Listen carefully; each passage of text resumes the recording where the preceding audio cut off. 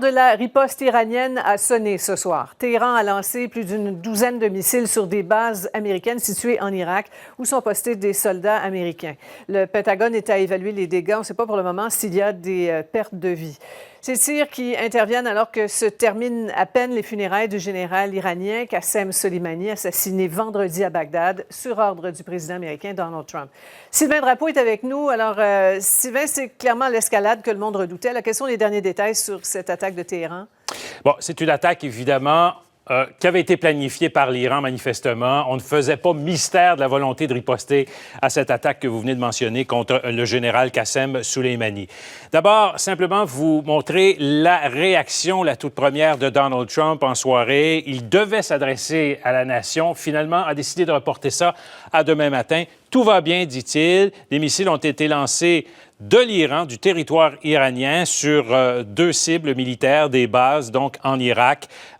Nous sommes en train d'examiner l'éventualité de victimes ou de dommages. Pour l'instant, en tout cas, tout va bien. Nous avons évidemment l'armée la plus puissante au monde et de loin. Demain matin, donc, une réponse donc plus détaillée du président à cet égard. Mais on comprendra évidemment que cette attaque de l'Iran provient du territoire iranien par des missiles balistiques et non pas des roquettes, ce qui est vraiment extrêmement important. C'est près de 1000 kilomètres à parcourir, donc de l'Iran jusqu'au territoire des bases où sont situés les Américains en Irak. Et l'Iran qui menace encore davantage de représailles si les États-Unis interviennent et ripostent à leur tour. La riposte de l'Iran est venue 5 jours après la mort du général iranien Qassem Soleimani par un drone américain. Des missiles balistiques tirés contre 2 bases militaires où sont déployés des soldats américains et irakiens. Ces raids ont été revendiqués par Téhéran. Selon le Pentagone, plus d'une douzaine de missiles ont été lancés à partir du territoire iranien contre les bases d'Al-Assad et d'Erbil. Les gardiens de la révolution iranienne, l'armée idéologique de la République islamique, parlent de dizaines de missiles et promet une riposte encore plus dévastatrice en cas de nouvelle attaque américaine. On menace même de frapper Israël et des alliés des États-Unis.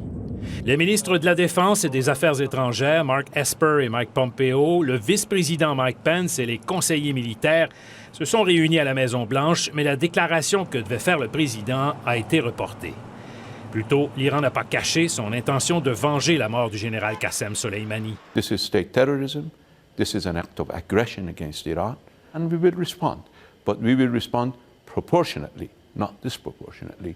Donald Trump a prévenu, lui, que toute riposte de l'Iran serait suivie d'une attaque américaine disproportionnée même. We're totally prepared, and likewise we're prepared to attack if we have to.